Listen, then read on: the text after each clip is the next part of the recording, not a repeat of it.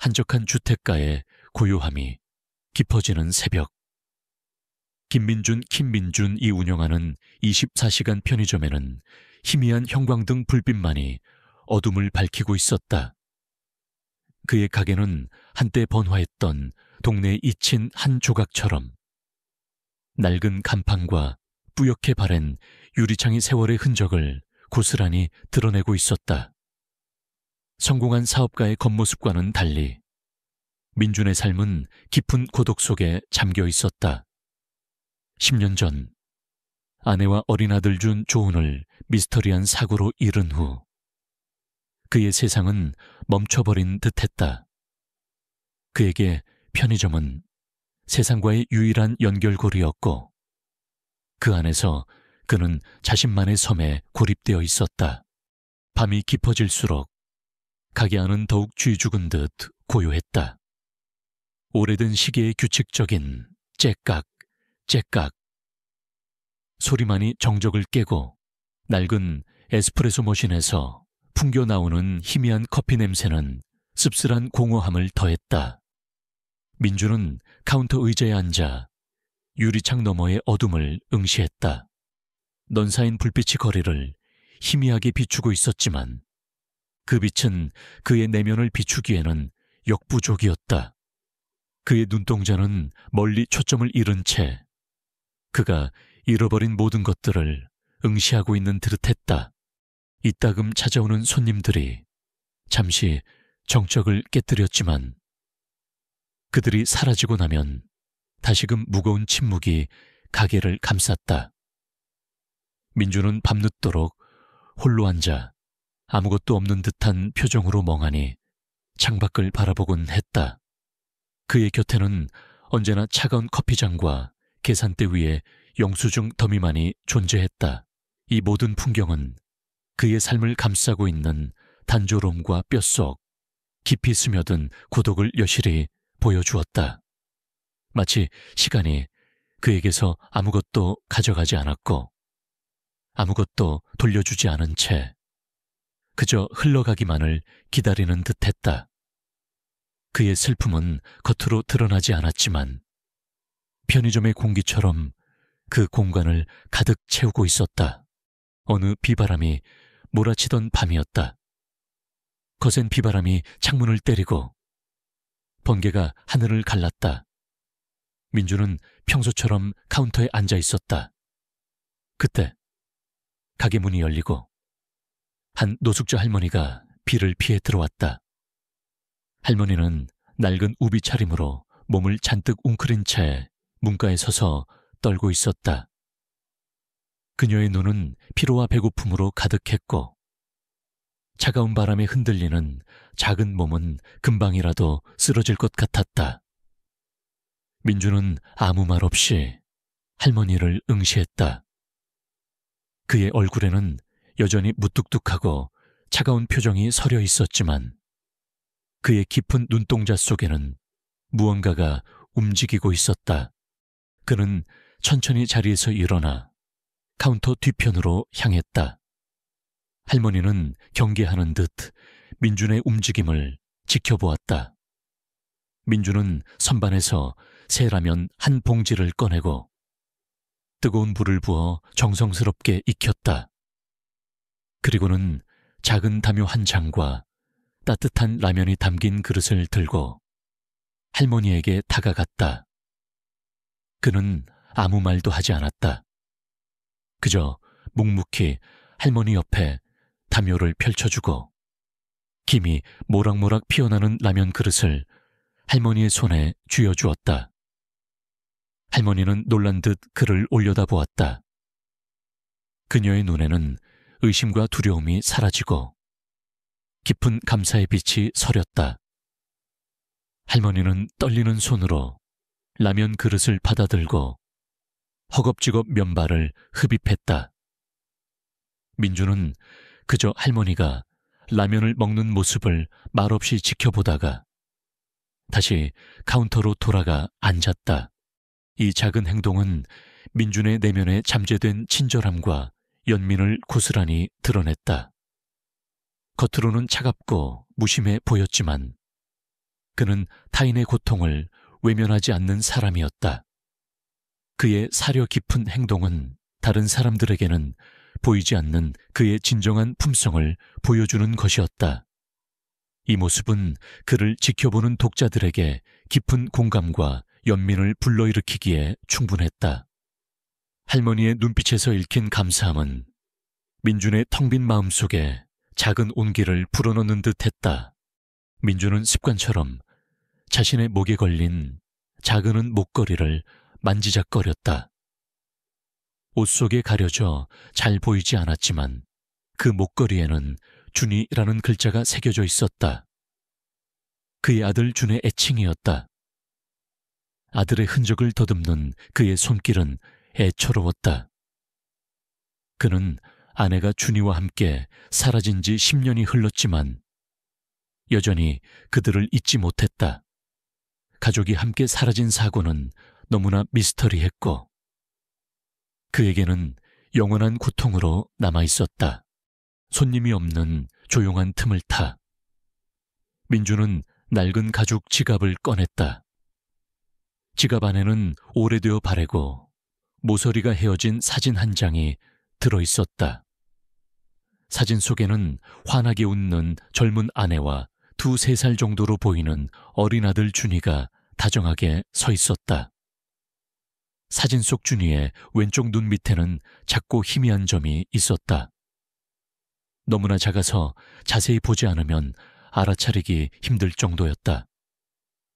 민주는 그 사진을 꺼내 들고 조심스럽게 손가락으로 준이의 얼굴을 쓰다듬었다.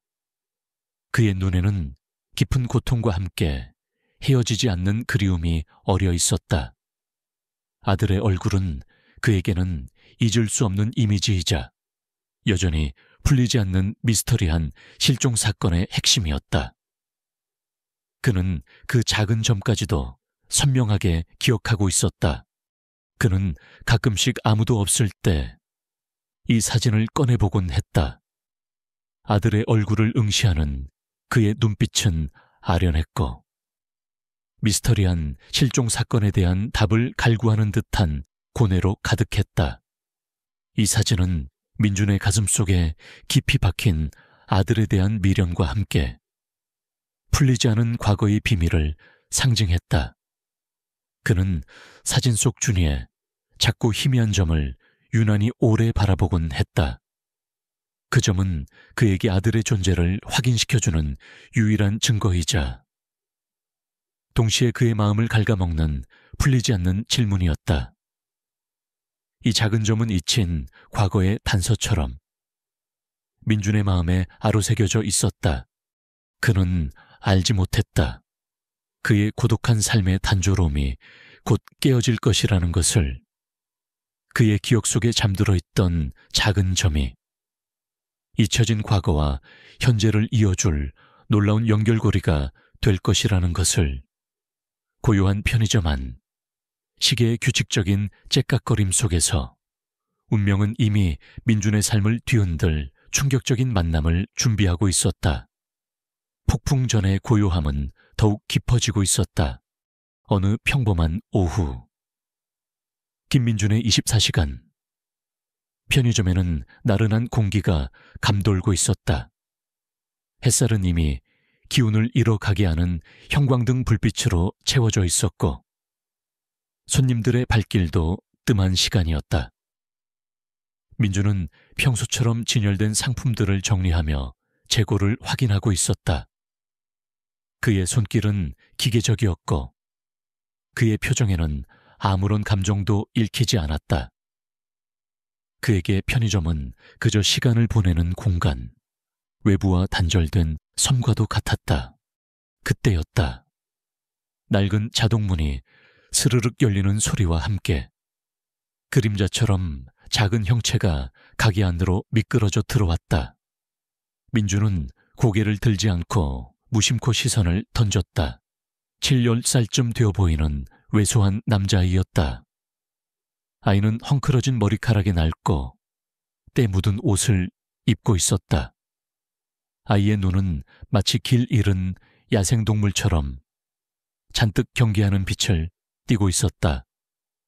보통의 아이들처럼 진열된 과자나 장난감을 향해 달려가는 대신 아이는 조심스럽게 가게 구석에 빵 진열대로 향했다.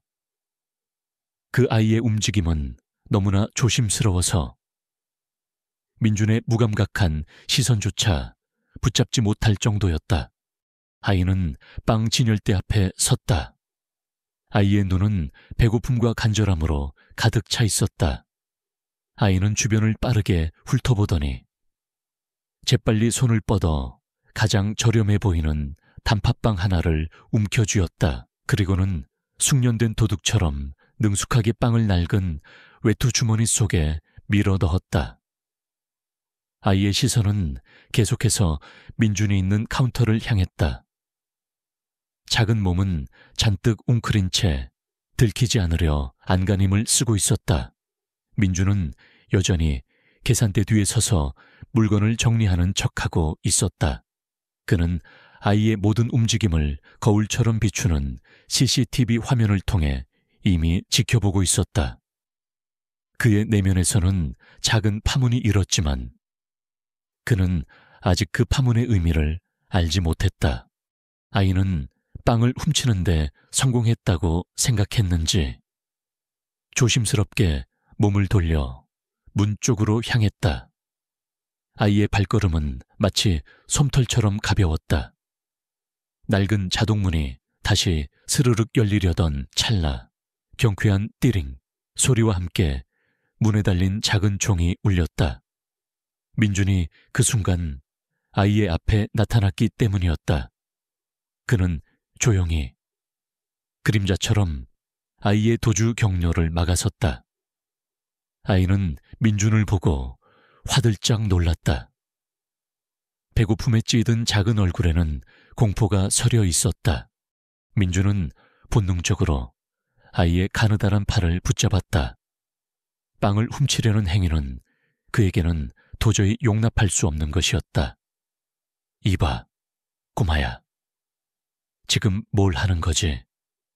그의 목소리는 차갑게 가라앉아 있었다. 그는 아이의 주머니가 불룩 튀어나온 것을 확인하고 경찰에 신고하려는 듯 손을 뻗었다. 아이의 몸은 잔뜩 긴장했고 공포에 질린 눈빛이 민준의 얼굴에 고정되었다. 아이는 붙잡힌 손을 거세게 뿌리치려 애썼다. 작은 몸부림이 민준의 소나귀에서 파르르 떨렸다. 그 순간이었다. 민준은 아이의 얼굴을 똑바로 마주 보았다. 아이의 눈은 마치 깊은 숲속의 호수처럼 투명하면서도 아련한 호박색이었다. 그리고 왼쪽 눈 밑에 아주 작아서 자세히 보지 않으면 알아차리기 힘든 희미한 점이 찍혀 있었다. 그 점은 마치 민준의 기억 속에서 튀어나온 듯 했다. 그의 심장이 순간 쿵 하고 내려앉았다. 온몸에 전율이 흘렀다. 그 점은, 그리고 그 아이의 눈은 10년 전 잃어버린 아들 준이의 사진 속 눈과 너무나도 닮아 있었다. 민준의 세상은 그 순간 멈춰버렸다. 그의 눈앞에 펼쳐진 광경은 현실과 환상의 경계를 허물었다. 뇌리에는 아들 준이의 어린 시절 모습이 섬광처럼 스쳐 지나갔다. 준이의 맑은 호박색 눈, 그리고 왼쪽 눈 밑에 있던 그 작은 점. 너무나도 익숙하고 너무나도 그리운 모습이었다. 그는 충격에 입이 굳어 아무 말도 할 수 없었다. 손에 잡힌 아이의 팔이 파르르 떨리는 것이 느껴졌지만 그의 감각은 아이에게서 느껴지는 충격적인 기시감에 완전히 마비되어 버렸다. 믿을 수 없다는 생각과 함께 광기 어린 희망이 그의 가슴 깊은 곳에서부터 치솟아 올랐다. 그의 심장은 마치 경주마처럼 미친 듯이 질주했다. 이 아이는 누구인가 설마. 설마 준이인가 말도 안 돼.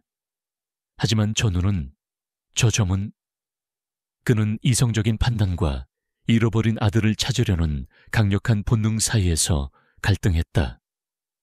그의 손은 경찰에 신고하기 위해 휴대폰으로 향하려다 멈칫했다. 아이는 민준의 소나귀에서 필사적으로 벗어나려 몸부림쳤다. 작은 손은 허공을 휘저었고 발은 버둥거렸다. 아이의 얼굴에는 경계심과 공포가 뒤섞여 있었다. 그는 민준의 동요를 알지 못한 채 그저 도망치고 싶다는 본능에만 충실했다. 격렬한 몸싸움 끝에 아이는 마침내 민준의 손을 뿌리치고 달아나려 했다. 그 순간 아이의 낡은 외투 주머니에서 무언가가 툭 하고 떨어졌다. 바닥에 떨어져 대구르르 굴러간 것은 오래되어 색이 바랜 낡은 배지였다. 배지에는 희미하게 한 초등학교의 상징과 이름이 새겨져 있었다. 배지는 먼지가 잔뜩 낀 편의점 바닥에서 빛을 잃은 채 존재감을 내뿜고 있었다. 아이는 배지를 주울 틈도 없이 편의점 밖으로 달려나갔다. 아이의 가느다란 뒷모습은 순식간에 어둠 속으로 사라져 버렸다. 민주는 아이를 쫓아갈 생각도 하지 못한 채 그저 멍하니 바닥에 떨어진 배지를 응시했다. 그의 심장이 여전히 격렬하게 뛰고 있었다.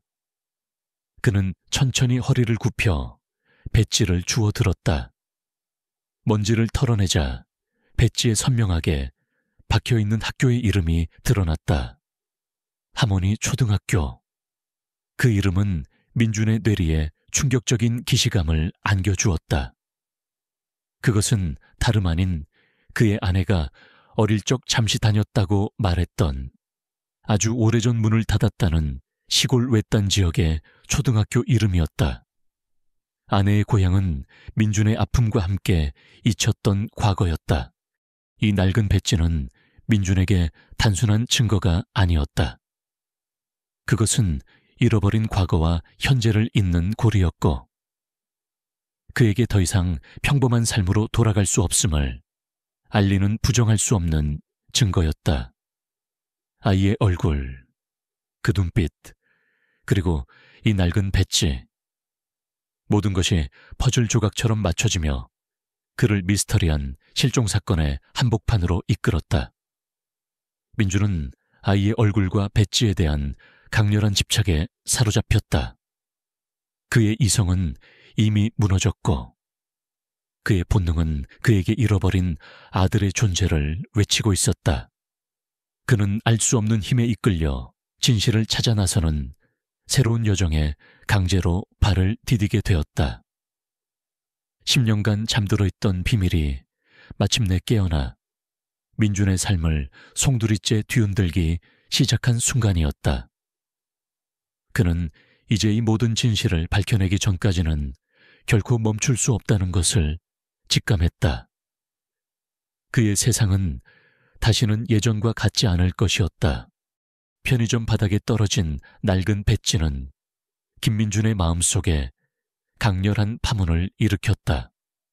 그의 손에 들린 배지에 선명하게 새겨진 하모니 초등학교라는 이름은 10년 전 그의 세상이 송두리째 무너져 내린 그날 이후로 잊고 살았던 아내의 고향 그리고 아들 준이의 미스터리한 실종 사건을 다시금 떠오르게 했다.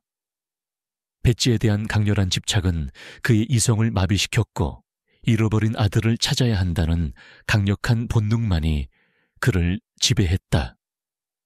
평범했던 편의점 주인의 삶은 이제 더 이상 존재하지 않았다. 그는 잃어버린 아들의 흔적을 찾아 미지의 여정에 강제로 발을 디디게 된 탐정이나 다름없었다. 민주는 편의점 문을 걸어 잠그고 당장 채 올랐다.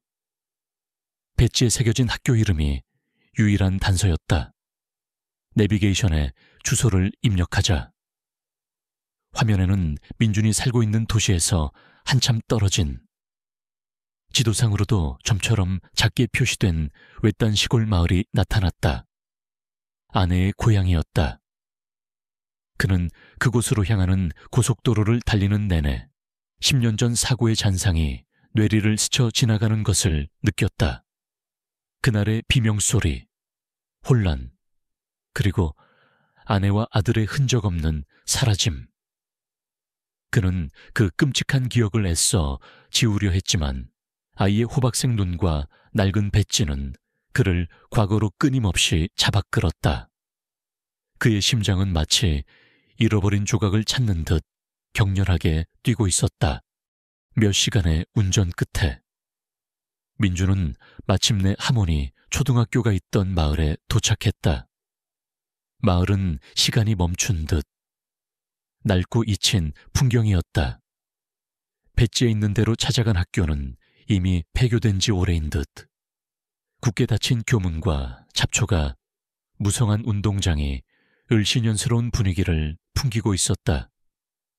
낡은 건물은 창문이 깨져 있었고 벽에는 낙서가 가득했다.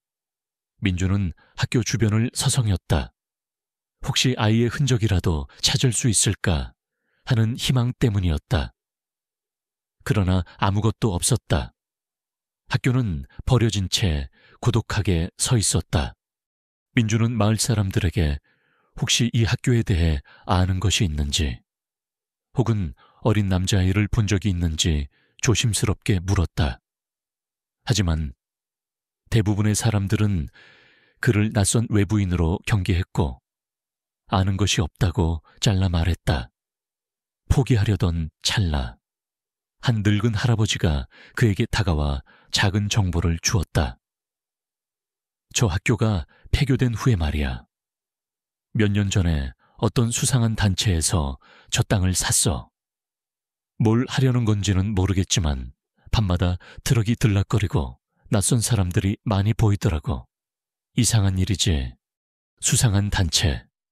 민준의 직감은 할아버지의 말에 날카롭게 반응했다. 그는 과거의 열정적인 탐사보도 기자였다. 불의를 보면 참지 못하고 파고드는 성격이었지만 현실의 벽에 부딪혀 결국 좌절하고 편의점 주인이 된 것이었다. 그의 기자 시절의 경험과 통찰력은 이제 10년 만에 다시 깨어나고 있었다. 그는 과거에 사용했던 추적 기술, 정보 수집 방법, 잠복 노하우 등을 떠올렸다. 누구에게도 말하지 않았던 그의 재능이 잃어버린 아들을 찾기 위한 필사적인 노력 속에서 어쩔 수 없이 드러나고 있는 것이었다. 그는 철저히 익명성을 유지하며 그림자처럼 움직였다. 민주는 폐교된 학교 주변을 며칠 동안 잠복했다. 그리고 마침내 밤늦은 시간 트럭 몇 대가 학교 안으로 들어서는 것을 목격했다. 트럭 안에는 낯선 남자들이 타고 있었다. 민주는 그들이 학교 안으로 들어가는 것을 확인한 후 조심스럽게 건물 안으로 침투했다. 학교 안은 어두웠고 퀴퀴한 곰팡이, 냄새와 함께 알 수 없는 약품 냄새가 섞여 있었다. 그는 숨을 죽인 채 복도를 따라 이동했다. 그리고 마침내 한 교실에서 불빛이 새어나오는 것을 발견했다. 그곳에서 민주는 충격적인 장면을 목격했다. 그들이 하려는 것은 학교를 개조하여 어떤 비밀스러운 불법적인 사업을 운영하려는 것 같았다. 그의 직감은 이들이 아이와 연관이 있을 수도 있다는 경고를 보냈다. 그는 더욱 깊숙이 숨어들어 그들의 대화를 엿들었다. 그들은 아이들에 대해 이야기하고 있었다. 불법적인 경로를 통해 아이들을 데려오고 그 아이들을 이용해 돈을 벌 계획을 세우고 있었다. 민준의 심장이 쿵 하고 내려앉았다. 그때 그는 한 남자가 아이의 이름을 부르는 것을 들었다. 그 이름은 다름 아닌 준이었다. 그는 눈을 감았다. 믿을 수 없었다. 이 모든 것이 꿈이 아니길 바랐다. 그는 더욱 면밀히 증거를 수집하기 시작했다. 몰래 사진을 찍고 대화를 녹음했다. 민주는 며칠 밤낮으로 폐교된 학교와 그 주변을 맴돌며 아이의 흔적을 쫓았다. 아이는 학교와 연결된 작은 오솔길을 통해 인근의 허름한 판자촌으로 향하는 것을 민주는 포착했다. 그 판자촌은 도시의 그림자에 가려진 빈곤과 절망이 뒤섞인 곳이었다. 민주는 아이가 그곳에서 생활하고 있다는 것을 직감했다. 그는 아이가 빵을 훔칠 수밖에 없었던 이유를 어렴풋이 짐작하게 되었다. 그는 판자촌을 면밀히 관찰하기 시작했다. 그리고 마침내 낡은 오토바이에 실린 폐지더미 옆 허름한 골목에서 아이를 다시 발견했다. 아이는 여전히 낡은 옷차림이었고 이전보다 더 야위어 보였다. 아이의 얼굴에는 그림자가 드리워져 있었고 그 아이의 눈은 마치 세상의 모든 슬픔을 담고 있는 듯했다. 민주는 아이를 몰래 지켜보며 아이의 일상을 파악하기 시작했다. 아이는 매일 아침 일찍 폐지를 줍거나 빈 병을 모았고 가끔씩은 구걸도 하는 듯했다. 아이의 주변에는 항상 한 명의 수상한 남자가 그림자처럼 따라다녔다. 그 남자는 아이를 감시하는 듯했고 아이가 모아온 돈을 강제로 빼앗는 모습도 민준의 눈에 포착되었다. 민준은 그 남자가 아이를 착취하고 있다는 것을 직감했다. 아이는 학대받고 있는 것이 분명했다. 민준의 마음은 찢어지는 듯 아팠다. 그의 내면에 잠자고 있던 정의감이 다시금 불타올랐다. 바로 그때 민준의 등 뒤에서 날카로운 목소리가 들려왔다. 이봐요. 거기 수상한 아저씨, 지금 뭘 하는 겁니까? 민준은 깜짝 놀라 돌아보았다. 한 나이든 여인이 그를 노려보고 있었다. 그녀의 얼굴은 주름져 있었지만 눈빛은 날카로웠고 손에는 지팡이를 들고 있었다. 그녀는 바로 김순자 할머니였다. 이 판자촌에서 수십 년간 봉사활동을 해온 아이들의 수호자이자 판자촌의 성녀로 불리는 인물이었다. 그녀는 민준을 낯선 외부인, 가난한 아이들에게 해코지하려는 불순한 의도를 가진 사람으로 오해하고 있었다. 이 아이들에게 무슨 짓을 하려는 겁니까? 당장 이 아이들한테서 떨어지세요. 안 그러면 경찰에 신고할 겁니다. 김순자 할머니는 지팡이를 치켜들며 민준을 매섭게 쏘아붙였다. 그녀의 목소리에는 단호함이 깃들어 있었다. 민준은 당황했지만 이 상황이 자신의 아들을 찾을 수 있는 유일한 기회임을 직감했다. 그는 조용히 허리를 굽혀 할머니를 진정시켰다. 할머니, 오해십니다. 저는 이 아이를 해치려는 게 아닙니다. 저는 이 아이를 찾고 있었습니다. 그는 떨리는 손으로 지갑에서 바랜 사진을 꺼내 들었다. 아내와 어린 아들 준이의 사진이었다. 그는 할머니에게 준이의 얼굴에 있는 작은 점을 가리켰다. 이 아이, 제 아들일지도 모릅니다. 10년 전에 잃어버렸습니다. 김순자 할머니는 의심스러운 눈빛으로 사진을 받아들었다. 그녀의 눈은 노안으로 침침했지만 사진 속 어린아이의 얼굴과 그녀가 돌보던 아이의 얼굴을 번갈아 보더니 놀라움과 함께 혼란스러운 표정을 지었다. 할머니의 눈빛은 점차 흔들리기 시작했다. 그녀는 그 아이의 왼쪽 눈 밑에 있는 작은 점과 사진 속 준이의 점이 정확히 일치한다는 것을 알아차렸다. 이 놀라운 선택적 목격은 할머니에게 깊은 충격을 주었다. 그녀의 가슴 속에서는 연민과 함께 믿을 수 없는 희망이 피어올랐다. 말도 안 돼. 설마 정말 이 아이가 네 아들이라고? 할머니는 믿기지 않는다는 듯 중얼거렸다. 그녀는 아이를 여러 번 보아왔지만 그 아이의 과거에 대해서는 아무것도 알지 못했다. 아이는 말수가 적고 항상 그림자처럼 조용히 움직이는 아이였다. 그녀는 민준이 악의적인 사람이 아님을 직감했다. 할머니의 마음에 깊은 연민과 함께 믿음이 싹트기 시작했다. 그녀는 곧 민준의 조력자가 될 것임을 예고하는 듯 했다. 그녀의 눈은 민준의 아들을 찾으려는 필사적인 노력을 비추는 거울과도 같았다. 하지만 민준의 뒤편, 어두운 골목의 그림자 속에서 민준을 감시하고 있던 한 남자의 눈동자가 차갑게 번득였다. 바로 아이를 착취하고 학대하던 희야 박호진다이었다. 그는 민준의 정체에 대해 의심하기 시작했다. 며칠 전부터 민준이 이 판자촌 주변을 맴도는 것을 눈치채고 있었다. 박호진은 그를 단순히 빵도둑을 쫓는 편의점 주인이라고 생각하지 않았다. 그는 민준의 눈빛에서 읽히는 끈질김과 뭔가를 알아내려는 집착을 포착했다. 박호진은 과거에 민준이 탐사보도 기자였다는 사실을 어딘가에서 알게 되었고 자신의 비밀이 드러날까봐 극도로 불안해하기 시작했다. 박호진은 민준의 움직임을 주시하기 시작했다. 그는 민준을 위험한 존재로 규정하고 민준의 추적을 방해하고 경고하기 위한 작은 함정들을 설치하기 시작했다.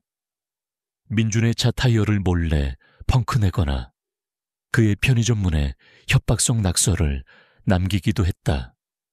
때로는 그가 민준에게 전화를 걸어 익명으로 협박하거나 아이와 관련된 잘못된 정보를 흘려 민준을 다른 방향으로 유도하기도 했다. 그는 민준이 단순히 호기심 많은 사람으로 끝날 것이라고 생각했지만 민준의 끈질김은 그의 예상을 뛰어넘었다. 박호진은 자신의 비밀이 드러나는 것을 막기 위해 모든 수단을 동원할 준비가 되어 있었다. 그는 자신이 저지른 죄가 드러날까봐 극도로 두려워하고 있었다. 그림자는 점점 더 짙게 드리워지고 있었고 민준의 앞에는 거대한 위협이 도사리고 있었다. 그의 잃어버린 아들을 찾는 여정은 이제 단순한 탐색이 아닌 목숨을 건 싸움으로 변모하고 있었다.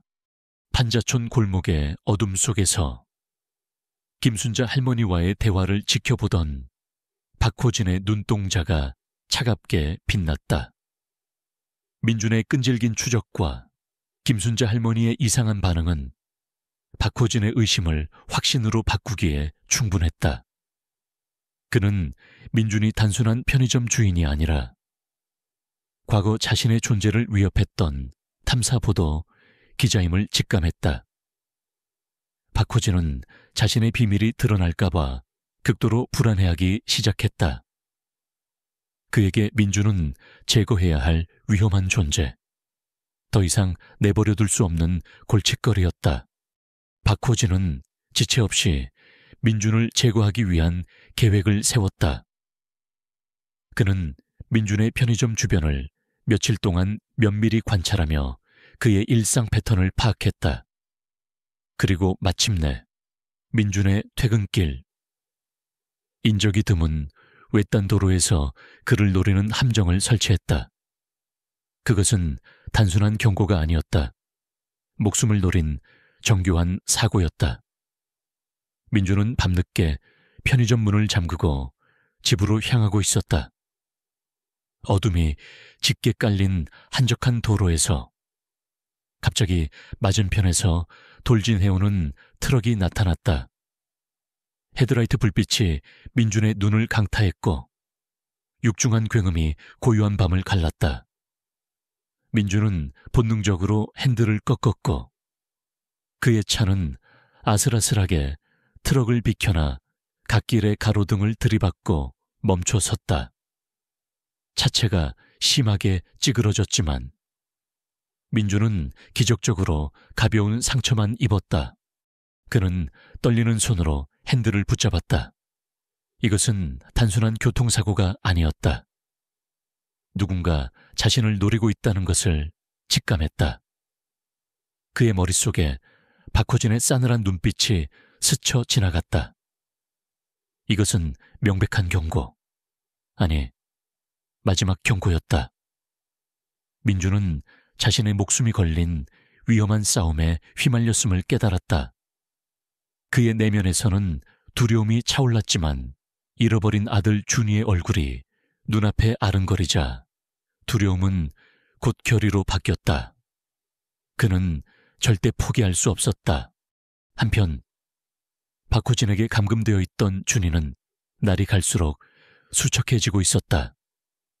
낡고 허름한 판자촌의 창고는 추웠고 제대로 된 음식조차 공급되지 않았다.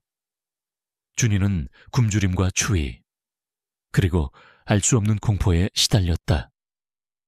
그의 작은 몸은 고열에 시달렸고 끊임없는 마른 기침은 폐부를 찢는 듯했다. 준이의 눈은 초점을 잃어갔고 작은 몸은 앙상하게 말라갔다. 그는 생명의 불꽃이 서서히 꺼져가는 것을 느끼고 있었다. 박호진은 준이가 감기에 걸려 기침을 하면 대충 약을 던져줄 뿐 전혀 개의치 않았다. 그에게 준이는 그저 돈벌이 수단일 뿐이었다. 최종적인 대결은 오래되고 황폐한 산업, 단지 깊숙이 자리한 폐공장에서 펼쳐질 운명이었다. 이 공장은 한때 활기 넘치던 산업의 심장이었지만 이제는 녹슨 철골과 깨진 유리창 그리고 퀴퀴한 곰팡이, 냄새만이 가득한 잊힌 장소였다. 어둡고 축축하며 외부와 완전히 고립된 이곳은 준이의 미스터리한 과거와 박호진의 잔혹한 비밀을 상징하는 듯했다. 이곳은 박호진이 불법적인 인신매매 조직과 다른 범죄 활동의 증거를 숨겨둔 곳이기도 했다.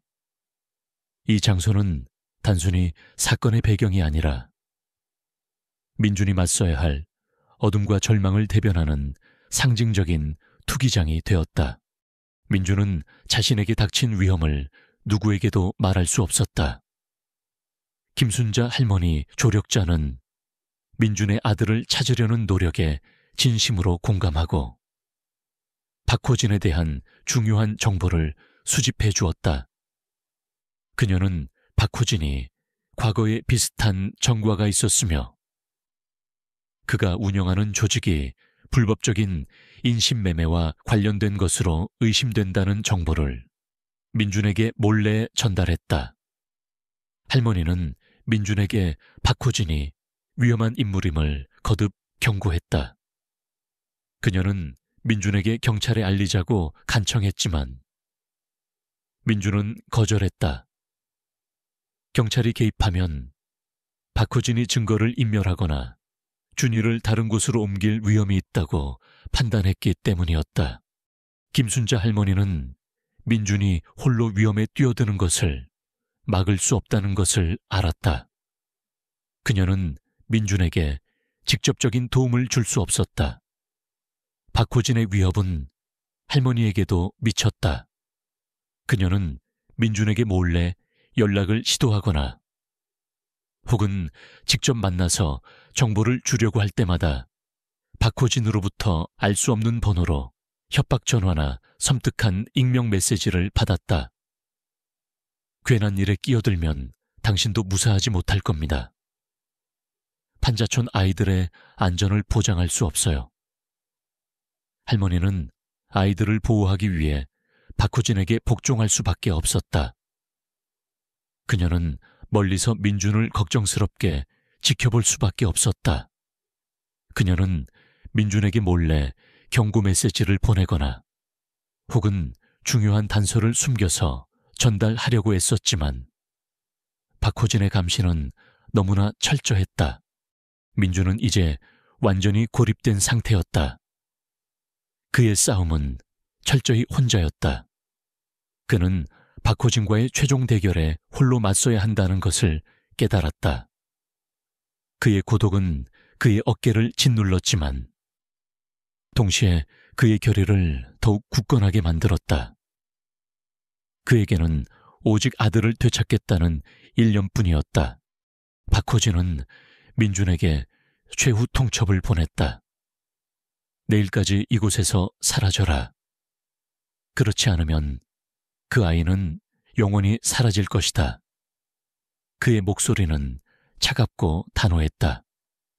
이 말은 준이가 다른 나라로 팔려가거나 혹은 더 끔찍한 일을 당할 수도 있다는 직접적인 위협이었다. 24시간의 시한이 민준의 목을 조여왔다. 동시에 준이의 건강 상태는 더욱 악화되고 있었다. 작은 몸은 열병에 시달리고 기침은 멈추지 않았다. 매번 준이가 기침을 할 때마다 민준의 심장은 날카롭게 찢어지는 듯했다. 그의 아들이 죽음의 문턱에 서 있다는 것을 직감했다. 이 모든 것은 민준에게 엄청난 압박감을 주었다. 그는 자신의 시간이 얼마 남지 않았다는 것을 알았다. 민준은 밤새워 박호진의 범죄 조직과 폐공장의 구조에 대한 모든 정보를 분석했다. 김순자 할머니가 준 단서, 기자 시절의 경험, 그리고 그가 직접 수집한 정보들을 퍼즐 조각처럼 맞춰 나갔다. 그의 눈은 피로로 붉게 충혈되어 있었지만 그의 정신은 그 어느 때보다 날카로웠다. 그는 아들을 찾고 박호진의 악행을 세상에 폭로해야 한다는 일념으로 불타올랐다. 시간은 그의 편이 아니었다. 그러나 그는 포기하지 않았다. 아들을 향한 맹목적인 사랑과 잃어버린 정의감을 되찾으려는 열망이 그를 지탱하고 있었다. 그는 이제 폭풍의 눈으로 뛰어들 준비가 되어 있었다. 죽음의 그림자가 드리운 외딴 도로에서의 사고는 김민준에게 단순한 경고가 아니었다. 그것은 박호진의 잔혹한 의도를 명확히 보여주는 섬뜩한 선언이었다. 그는 피투성이가 된 얼굴로 찌그러진 차 안에서 간신히 빠져나왔다. 몸은 만신창이가 되었지만 그의 정신은 그 어느 때보다 날카로웠다.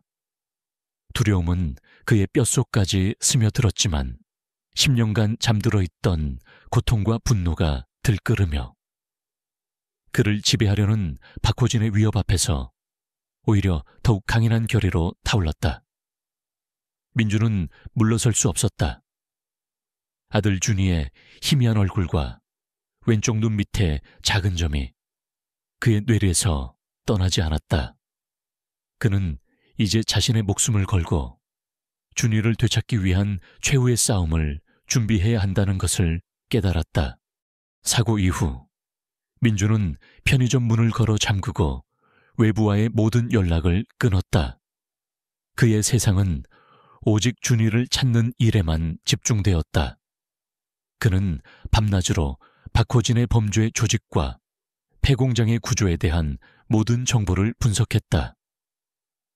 김순자 할머니가 어렵게 구해다 준 단서들, 그가 과거 기자 시절에 터득했던 잠복과 추적의 기술, 그리고 그가 직접 수집한 박호진의 행적에 대한 정보들을 퍼즐 조각처럼 맞춰 나갔다. 그의 눈은 피로로 붉게 충혈되어 있었지만 그의 정신은 그 어느 때보다 날카로웠다. 그는 폐공장의 도면을 머릿속에 그리며 박호진의 움직임을 예측하고 준이가 갇혀 있을 만한 곳을 끊임없이 시뮬레이션했다. 그의 뇌는 마치 정교한 탐정소설의 주인공처럼 빠르게 회전했다. 그는 폐공장이 박호진이 불법적인 인신매매 조직과 다른 범죄 활동의 증거를 숨겨둔 곳이라는 것을 알아냈다. 그곳은 박호진의 잔혹한 비밀들이 숨겨진 상징적인 장소였다. 민준은 기자 시절의 경험에서 배운 기본 무술과 자기 방어 기술을 떠올렸다. 당시에는 취재 현장에서의 위협에 대비하기 위한 최소한의 것이었지만 지금은 아들을 구할 유일한 수단이었다. 그는 거울 앞에서 자세를 취하고 과거의 동작들을 반복하며 몸을 풀었다. 그의 손은 떨렸지만 그의 의지는 굳건했다.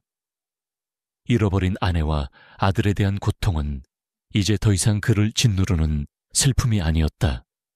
그것은 그를 움직이는 원동력이자 그에게 초인적인 힘을 불어넣는 거대한 분노와 사랑으로 변모했다. 준아, 아빠가 간다.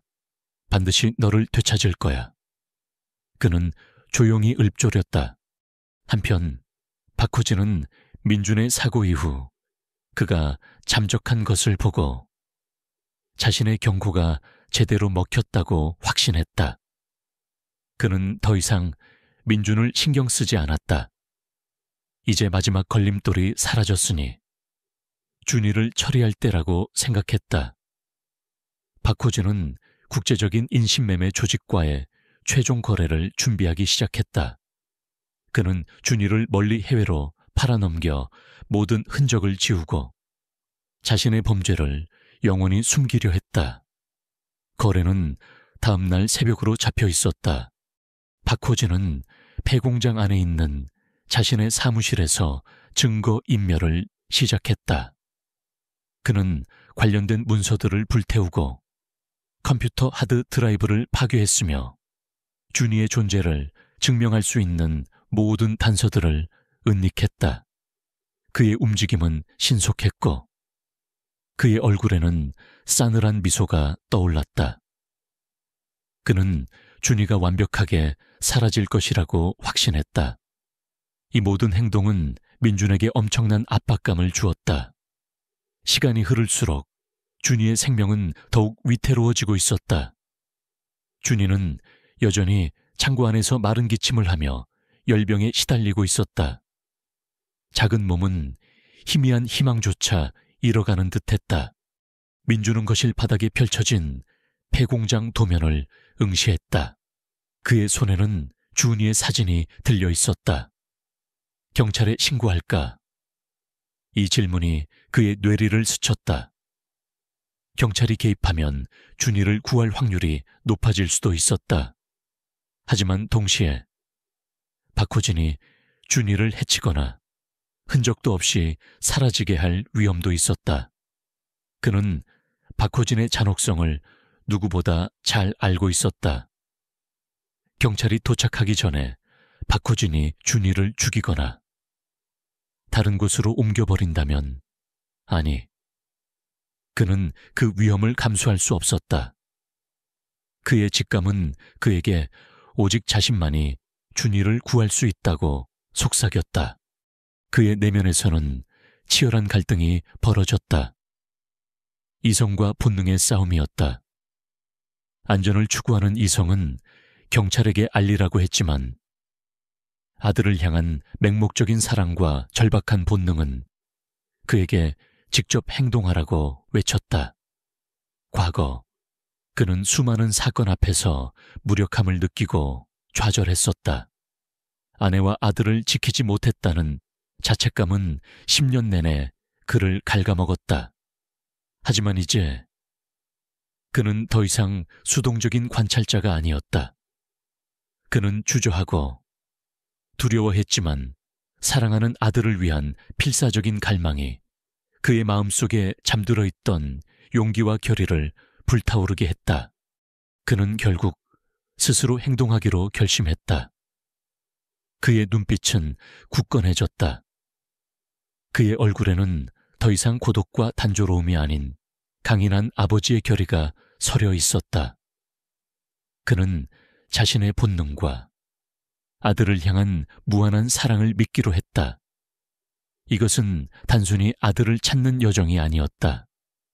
그것은 수동적이고 체념했던 과거의 자신을 극복하고 용감하고 결단력 있는 아버지로 거듭나는 성장의 여정이었다. 그는 죽은 아내에게 맹세했다. 여보, 내가 준이를 반드시 찾아올게요. 어떤 대가를 치르더라도. 그의 손에 들린 준이의 사진 속 작은 점은 이제 그에게 나아가야 할 방향을 명확히 제시해 주었다. 민주는 밤의 장막이 드리워진 폐공장을 향해 발걸음을 옮겼다. 그는 폭풍의 눈으로 뛰어들 준비가 되어 있었다. 그곳에서 그는 아들을 되찾을 것이었다. 혹은 모든 것을 잃을 것이었다. 폐공장의 아수라장이 된 현장에는 경찰차의 사이렌 소리와 취재진의 카메라 플래시가 번갈아 터지며 새벽을 가르고 있었다. 김민준의 품에 안긴 준이의 모습은 모든 언론의 헤드라인을 장식했다. 10년 만의 기적 같은 상봉. 잃어버린 아들을 찾아 나선 영웅적인 아버지라는 찬사가 쏟아졌다. 박호진의 잔혹한 악행은 숨겨진 진실과 함께 세상에 드러났고 그가 휘둘렀던 권력과 탐욕은 이제 산산조각 났다. 박호진, 악인 유형, 은 현장에서 즉시 체포되어 가혹한 법의 심판을 받게 되었다. 그에게는 아동 납치, 노동 착취, 상해, 수사방해 등 헤아릴 수 없는 중범죄 혐의가 적용되었다. 경찰의 수사 결과 폐공장에서 발견된 증거물들과 김순자 할머니가 제공한 단서들이 결정적인 역할을 했다. 박호진이 운영하던 불법 인신매매 조직의 실체가 드러났고 그가 저질렀던 모든 악행이 낱낱이 파헤쳐졌다. 그는 결국 사회로부터 영원히 고립된 채 종신형에 가까운 중형을 선고받았다. 그의 이름은 이제 탐욕과 잔혹함의 대명사가 되어 사회에 영원히 낙인 찍혔다. 사건 다음 날 병원 중환자실 앞에는 뜻밖의 사람들이 찾아왔다. 바로 김순자 할머니와 그녀가 돌보던 판자촌의 아이들, 그리고 평소 민준을 이상한 편의점 주인으로 여겼던 일부 이웃들이었다. 그들의 얼굴에는 깊은 후회와 참회가 역력했다. 박호진의 악행이 드러나자 그들은 자신들이 민준을 얼마나 오해했는지 깨달았다. 특히 김순자 할머니는 민준에게 다가와 떨리는 손으로 그의 손을 잡았다. 총각, 미안해. 내가 너무 모르고 함부로 말했어. 이 아이가 준이라는 것을 알았더라면 정말 미안해. 그녀의 눈에는 진심 어린 눈물이 가득했다. 이웃들도 고개를 숙이며 사과했고 민준의 편의점에서 빵을 훔치려 했던 준이를 질책했던 자신들의 행동을 깊이 반성했다. 그들은 모두 이제 민준과 준이를 진심으로 응원하는 든든한 조력자가 되었다. 이들은 민준과 준이가 병원에 있는 동안 매일같이 찾아와 간호했고 재활을 돕는 데 필요한 모든 지원을 아끼지 않았다. 민준의 새로운 삶에 굳건한 지지망이 되어주었다. 준이는 심각한 영양실조와 탈진 상태였다. 폐공장의 열악한 환경과 박호진의 지속적인 학대는 준이의 작은 몸과 마음에 깊은 상처를 남겼다. 준이는 병원에 입원하여 집중적인 치료와 회복 과정을 거쳐야 했다. 처음에는 낯선 환경과 사람들에게 극도로 경계했지만 민준의 헌신적인 간호와 김순자 할머니 그리고 이웃들의 따뜻한 보살핌 속에서 서서히 안정을 찾아갔다. 준이의 작은 몸은 회복되었지만 잃어버린 10년의 시간과 마음의 상처를 치유하기 위해서는 훨씬 더 많은 시간과 노력이 필요했다. 민준은 더 이상 편의점 일에 신경 쓸 여유가 없었다. 그는 돈벌이 대신 아들을 위해 자신의 모든 시간을 바치기로 결정했다. 그는 편의점 문을 닫고 준이의 곁을 지켰다. 아들의 눈빛에서 읽히는 아픔을 치유해주기 위해 그는 마치 처음부터 다시 시작하는 것처럼 준이에게 세상의 모든 것을 가르쳤다. 잃어버린 10년의 시간을 보상해주듯 준이에게 글을 가르치고 함께 그림을 그리고 공원에서 뛰어놀았다. 그에게 이것은 단순한 물질적인 보상이 아니었다. 그것은 진정한 아버지로 거듭날 수 있는 의미 있는 새로운 기회였다. 그리고 준이는 학대와 착취로 얼룩졌던 과거를 딛고 마침내 사랑과 보호 속에서 평범하고 행복한 삶을 누릴 수 있게 되었다. 몇 달 후, 준이의 건강이 많이 회복되었을 무렵, 민주는 준이와 둘만의 조용한 시간을 가졌다. 병원 옥상 정원, 따뜻한 햇살 아래, 민주는 준이의 손을 잡고 앉았다. 준이는 조심스럽게 물었다. 아빠, 엄마는 어디 있어요? 민준의 가슴이 미어지는 듯했다. 그는 깊이 숨을 들이쉬고 준이를 품에 안았다. 엄마는 아주 착하고 아름다운 사람이었단다.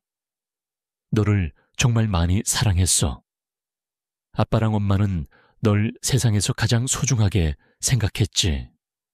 엄마는 지금 하늘나라에서 우리 준이를 지켜보고 있을 거야. 민주는 애써 슬픔을 억누르며 아내의 이야기를 들려주었다. 그들의 사랑 이야기, 준이를 얼마나 기다렸고 사랑했는지. 그리고 민주는 준이의 작은 얼굴을 쓰다듬으며 조용히 말했다. 아빠가 준이를 찾을 수 있었던 건 준이 눈 밑에 있는 작은 점 때문이었어. 아빠는 그 점을 보고 준이를 한눈에 알아봤단다. 마치 엄마가 아빠에게 준이를 찾아달라고 속삭인 것 같았지. 준이는 민준의 품에 얼굴을 묻고 흐느꼈다. 그동안 억눌렸던 슬픔과 그리움이 한꺼번에 터져나왔다. 그리고 준이는 고개를 들어 민준의 눈을 바라보았다. 그의 눈동자는 여전히 호박색이었지만 더 이상 공포와 불안이 아닌 깊은 안도감과 사랑으로 빛나고 있었다. 준이는 민준을 꼭 끌어안았다. 처음으로 느껴보는 아버지의 따뜻한 품. 그리고 세상에서 가장 안전한 보금자리였다. 폭풍우가 지나간 뒤 찾아온 평화로운 햇살처럼 그들의 마음에는 따뜻한 온기가 가득 찼다. 민준과 준이는 서로에게 의지하며 새로운 삶의 장을 열 준비가 되어 있었다. 그들의 이야기는 이제 시작이었다. 5년 후, 시간은 흐르고 계절은 여러 번 바뀌었다. 김민준의 삶과 그의 아들 준이의 세상은 눈부시게 변화했다. 한때 고독과 슬픔이 감돌던 편의점 주인 민준의 모습은 온데간데 없었다. 그는 이제 활기찬 미소를 지으며 따뜻한 눈빛으로 세상을 바라보는 중년의 남자가 되어 있었다. 그의 얼굴에는 세월의 흔적이 아닌 사랑과 행복이 깃들어 젊어진 듯했다. 준이는 이제 건강하고 늠름한 중학생이 되었다. 앙상했던 몸은 탄탄하게 성장했고 그의 눈에는 순수한 호기심과 미래에 대한 희망이 가득했다.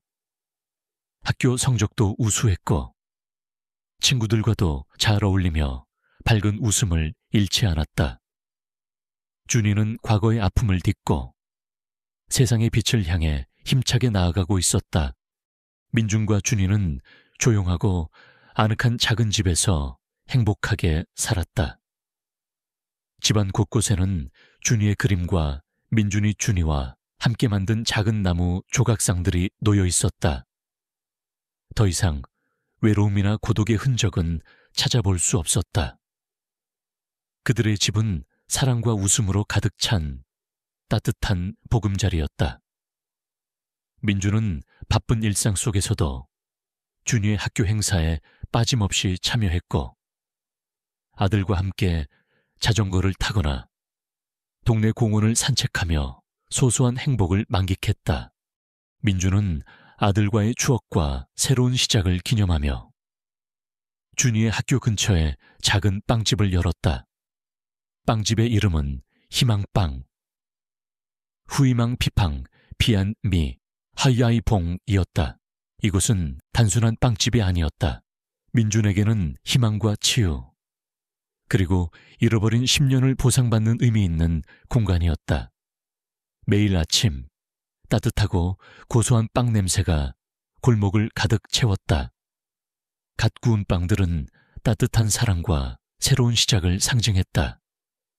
준이는 학교 수업을 마친 후 빵집으로 달려와 아버지를 도왔다. 그는 빵 만드는 법을 배우고 손님들을 환한 미소로 맞이했다. 부자 후지는 나란히 서서 빵을 만들고 손님들과 이야기를 나누며 소박하지만 행복한 일상을 보냈다. 민준과 준이는 자신들이 겪었던 아픔을 통해 세상의 어려움을 이해하게 되었다. 그들은 자신들의 행복을 다른 이들과 나누고자 했다. 빵집의 수익금 일부를 활용하여 희망빵 기금이라는 작은 자선단체를 설립했다. 이 기금은 매일 저녁 문을 닫기 전 팔고 남은 신선한 빵들을 지역의 노숙자 보호소와 빈곤 가정을 위해 기부했다. 또한 어려운 환경에 처한 아이들에게 학비와 학용품을 지원하고 학대받거나 방치된 아이들을 위한 쉼터 건립에도 힘썼다. 준이 또한 자선 활동에 적극적으로 참여했다. 그는 종종 자원봉사자로 아버지를 따라 지역 아동보호센터를 방문하여 자신의 이야기를 아이들에게 들려주었다. 그는 아이들에게 희망을 잃지 말라고, 언젠가 따뜻한 손길이 찾아올 것이라고 용기와 격려를 불어넣었다. 그의 이야기는 많은 아이들에게 큰 울림을 주었고 그들에게 다시 일어설 용기를 주었다. 해질녘 주황색 햇살이 희망빵 가게의 통유리창을 비추고 있었다. 가게 안에는 갓 구운 빵의 고소하고 달콤한 냄새가 가득했다. 민준과 준이는 나란히 서서 마지막 빵을 오븐에서 꺼내고 있었다. 그들의 머리카락에는 하얀 밀가루가 희끗희끗 묻어 있었지만 그들의 얼굴에는 피로 대신 만족과 행복이 서려 있었다. 민주는 따뜻한 미소를 지으며 아들 준이를 바라보았다. 그의 눈에는 깊은 사랑과 함께 말로 다 표현할 수 없는 자부심과 감사함이 가득했다. 민준의 목에는 여전히 작은 은 목걸이, 준이라는 이름이 새겨진 그 목걸이가 걸려 있었다. 한때 이 목걸이는 그의 잃어버린 아들을 향한 고통과 상실의 상징이었다. 하지만 이제 그것은 영원한 사랑, 기적 같은 재회, 그리고 꺼지지 않는 희망의 상징이 되었다. 따뜻하고 향긋한 빵 냄새가 가게를 넘어 세상으로 퍼져나가는 듯 했다. 그것은 단순히 빵 냄새가 아니었다. 그것은 새로운 삶, 따뜻하고 충만하며 의미 있는 삶의 향기였다. 절망의 끝에서 피어난 희망의 맛, 그것이 바로 그들의 이야기였다. 이 이야기가 당신의 마음을 움직였다면 용기가 운명을 바꿀 수 있고 가장 깊은 어둠 속에서도 빛은 항상 길을 찾는다는 것을 상기시켜 주었다면 부디 댓글을 남겨주세요. 영감이 필요한 분들과 이 이야기를 공유해 주세요. 좋아요를 누르고 구독하고 알림벨을 눌러 다음 이야기를 놓치지 마세요. 저희 커뮤니티의 일원이 되어주셔서 감사합니다.